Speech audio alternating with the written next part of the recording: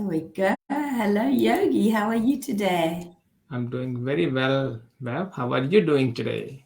I'm good, thanks, especially after a recent deeper dive conversation that you and I had, where you took the reins and guided me to explore and ask questions a little bit more clearly. So I just want to firstly honor you for that and thank you for the time you took. Thank And you.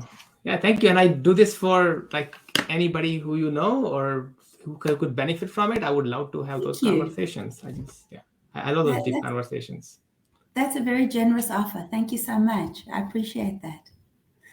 Beautiful. And it kind of helps us go into today's topic of boundaries. And people always say, well, I'm not quite sure what a psychological boundary is. And sometimes I feel quite thin skinned and torn, and I'm giving too much. Hmm. And when you made that offer, I felt that you definitely did have a clear boundary of, I can do this, I have the energy for this, and I can manage this. So it's beautiful to feel a generous offer that you're not going to be feeling that you're draining a person. That's just number one. So what is actually a psychological boundary? So if we think of it, it has a protective part and a containing part. It's kind of like our skin is to our body, so our psychological boundary is to our psyche. So just like our skin contains us and it protects us, contains our internal organs and protects us from the elements, so too our psychological boundary we can think of like an orange rind, an orange skin. On the inside, we have the containing part. Hmm. It protects the world from us. It protects, it contains us and keeps us social. Some people would call it filtered, if you like, to a Hmm. degree. Okay, it's The always persona, like also a to a bit of a degree. persona, Pardon? a bit of a persona that you, yeah. Yeah, exactly. And the outer part protects us. It protects us from what's coming in. And again, it's a spectrum. So Hmm. some people feel that their boundary is very porous and everything that comes in is about them, and they need other people's approval to feel good about themselves. Hmm. They need other people to shine their light on them for them to feel good. Other people, it's so thick-skinned that Nothing gets nothing through. comes. But what? Nothing gets through. Nothing gets through. And you can speak to them and just nothing's coming in. Yeah, I They're know of a friend drawn behind a who, wall. yeah, he has certain, bad experiences, and like even after years of being being a good being there for them, they're still very tentative. They're very tentative about, oh, I might be misused, I might be misused, I might be misused. They always think like that, which is very interesting. Nothing gets through. Yeah. Like an act of generosity doesn't get to them, unfortunately. So if I'm hearing you correctly, when you make an offer, it's rejected because I'm not worthy enough of receiving your kindness. Is that how it is? I think it's not even worthy enough. I think an offer is just to, be friends. That's the offer. And they want to keep a distance because I think they're afraid of getting hurt again, yet another time. Right. So I love that. And if we can maybe look at it a little bit more deeply, what is the offer of friendship? And what does it mean to the other person? It might mean I need to take care of you and I don't have enough energy for that. So I need to go behind my wall and protect myself. It might mean that you're going to drain me. Or it might mean, yay, here's an opportunity for me to smother you and attach myself to you and Mhm. not see the difference between us, where I end and you begin. Yeah. So I think it would be good to explore what's coming underneath that sense that you're getting of they're walled off. And all I'm offering is a sense of friendship. To me, what happens is when people kind of raise boundaries in such situations is they bring their past. Past is for them or for all of us, past is somewhat of a protection of future also. And we learn from the past, and we try to behave based on our past lessons, past experiences.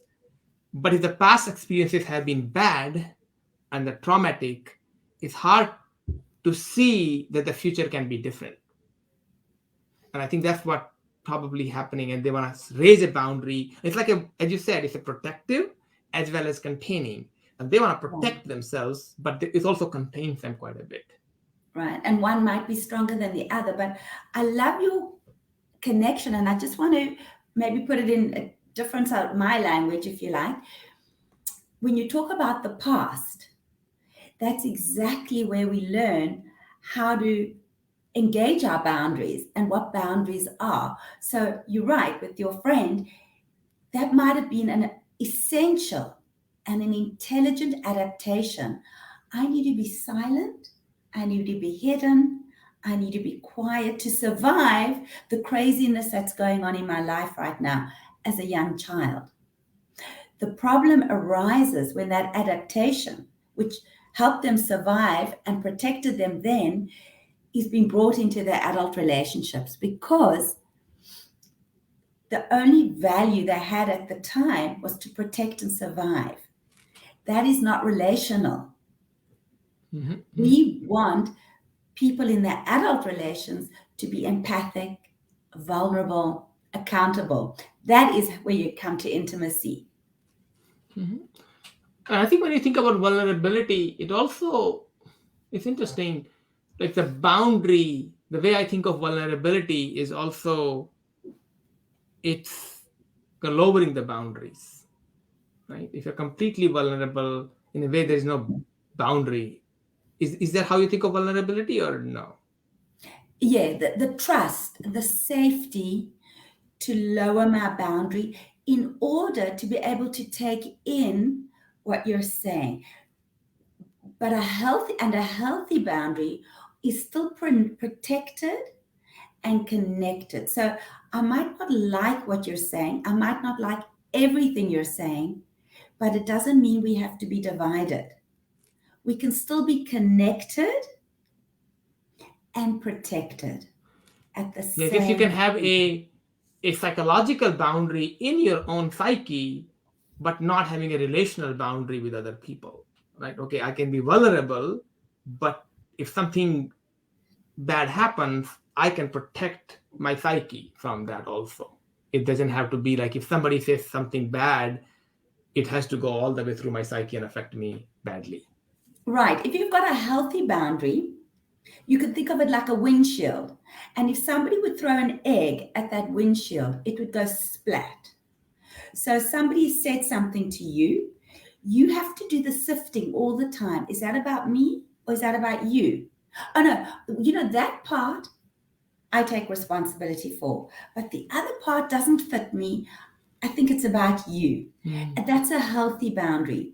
The boundaryless person takes everything in, and hence I feel good Or every doesn't take and I anything feel in, right? bad. Either way. Or they don't take anything in.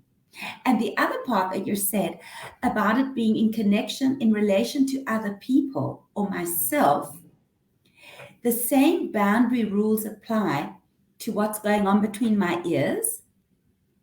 What judgment am I speaking? What harsh words am I speaking to myself? What am I listening to? And what am I listening to in relationship with other? We want to aim to live non-violent lives between our ears as well as with others. That's a really good point. Basically, you want to have a boundary again with that the crazy roommate inside your head also, as Michael Singer's I term. love that, the crazy roommate. Yeah. Yeah, yeah. Yeah, I think one thing that maybe it's a topic for another discussion is I heard it from Tony Robbins and I really connected with it. It's like you start having boundaries and you develop trust, you develop way to have conflicts and resolve conflicts, and eventually in a deep relationship there are no boundaries, you become one. And there, but again, that happens by having the boundaries, working things out, and then a sense of oneness. So I think there's a boundary means there's a duality between you, me. And I think the Right. oneness means there's no duality. And I think getting to that place where there is no boundary, and boundary kind of separates us also, but oneness means there's no boundary. But if you start to have it too early, doesn't work, because then people get into each other's Right. business also. I'm going to have to think about that because it doesn't Yeah. sit with me 100%. And it would be a great conversation because I don't believe we become one.